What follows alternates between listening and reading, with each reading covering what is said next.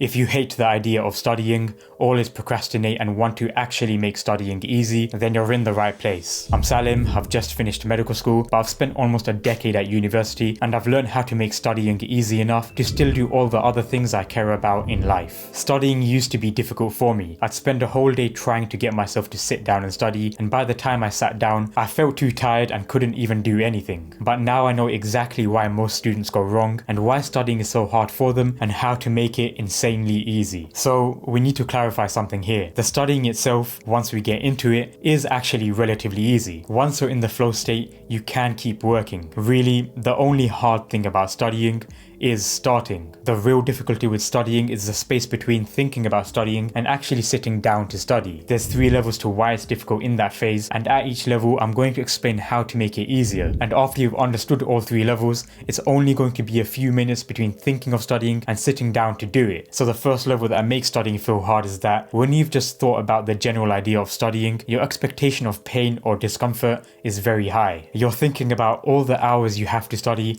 or how much content you have to cover, and that's paralyzing to anyone. It's like looking at a mountain from a distance and someone tells you that you have to climb to the top right now. The idea of the mountain itself is scary, and if you have a way out, you'll take it. I call this the generalized fear level. So the solution to overcome this level is to zoom in. A mountain climb is just a set of many steps one after another. Similarly, a large task is not impossible. It's made up of multiple small tasks that are very possible, but the further you are away, the harder that is to see. So the textbook will always look scary when it's closed. You see a whole book. But if you just open the first page to see the contents page, you will see that you know a few of the topics already and you may not need to learn all of them from scratch. So skim the contents of what you need to study. Just flick through the pages or look at the contents page and it will always be less scary than you thought it was before you looked. And once you've done that, you reach the next layer of difficulty. Once you zoom in and realize that this mountain is just another set of many smaller tasks that aren't impossible, the next problem is that you don't know where to start. Your brain just gets tired of thinking about the infinite ways of climbing the mountain, but all that thinking takes away energy from actually doing. Like if you get to the entrance of the walking route up the mountain, you'll know where to start and you can just go. I call this the awareness gap, where you've overcome the generalized fear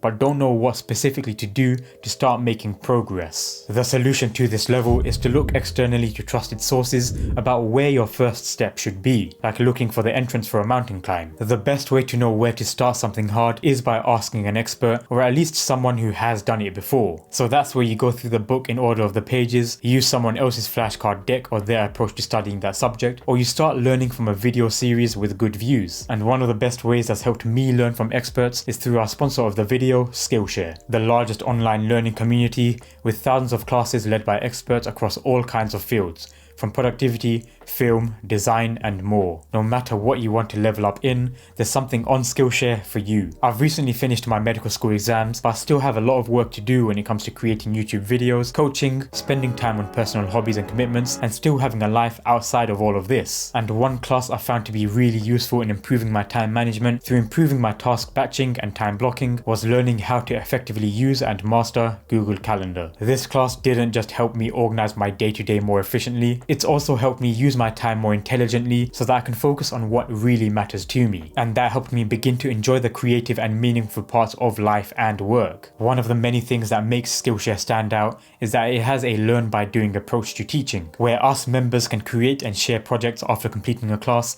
so that we can get feedback from the community, which is one of the best ways to learn and improve for anything. And thanks to the learning paths on Skillshare, which are curated class collections, you can master a specific skill you're interested in, going from a complete beginner to an expert. And the flexibility of the lessons means that you can learn at your own pace without getting overwhelmed. So be sure to join me on Skillshare by following the link in the description. The first 500 people to use my link will receive a 1-month free trial of Skillshare. And now the final level that makes studying so hard is that when you've gotten over your generalized fear and you've gotten awareness on the right first step, it feels like you aren't even capable of getting through that first step. This level might not even actually be about the tasks anymore. It can really be about your thoughts about yourself. You might feel like you can't do it because you couldn't get that topic before, or because you did bad on your latest test, or anything else. It's like being at the entrance of that mountain route, but you're second guessing yourself. You think maybe I'm too out of shape, maybe I need to train more and come back later, then I can do it. I call this the specific fear level, where you have fears about the first step you need to make. And the solution to this level